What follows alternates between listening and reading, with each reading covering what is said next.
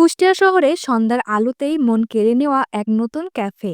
ঝকঝকে lighting, unique বসার জায়গা আর নেচার টাচ সবকিছু একসাথে পেতে চাইলে এই ক্যাফেটা আপনার লিস্টে থাকতেই হবে। আসসালামু আলাইকুম গাইস, দিস ইজ মি সাজিয়া আক্তার। কেমন আছেন সবাই? আশা করছি সবাই ভালোই আছেন। আবারও আমি হাজির হয়েছি কুষ্টিয়া শহরে একদম নতুন একটি ক্যাফে ভিডিও নিয়ে। আজ আমি চলে গিয়েছিলাম সদর হাসপাতালের সামনে, সহজ করে বললে মেজবানের পাশেই নতুন করে ওপেন হওয়া একটি ক্যাফেতে। সন্ধ্যাবেলায় যাওয়ার কারণে পুরো জায়গাটার ভাইব ছিল একদম আলাদা। গেটে ঢুকতেই চোখে পড়বে সুন্দর লাইটিং আর সামনে লেখা ক্যাফের নাম তরু কানন ক্যাফে। নামটা যেমন সুন্দর, তেমন ভিতরের পরিবেশও ঠিক তেমনই মন ছুঁয়ে যাওয়ার মতো।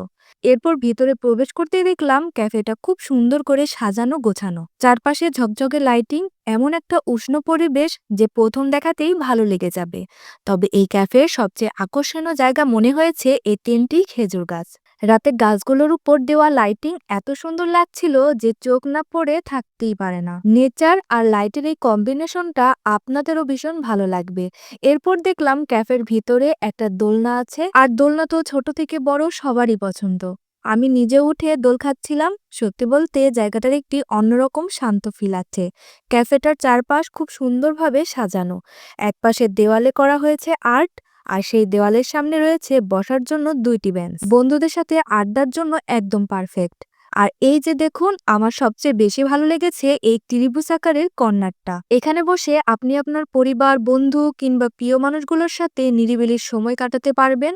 এই ত্রিভুজ আকারের বসা জায়গাগুলো আমার কাছে খুবই ইউনিক মনে হয়েছে, কারণ কুষ্টিয়াতে এই ধরনের সেটআপ কিন্তু এই প্রথম। এরপর আমি এখানে অর্ডার করেছিলাম তাদের স্পেশাল লুচি, আর সাথে নিয়েছিলাম রং চা। স্বাদের কথা বললে আমার কাছে সত্যি ভালো লেগেছে, আর তাদের মেনু কার্ডটাও কিন্তু আমি এখানে দেখিয়ে দিলাম।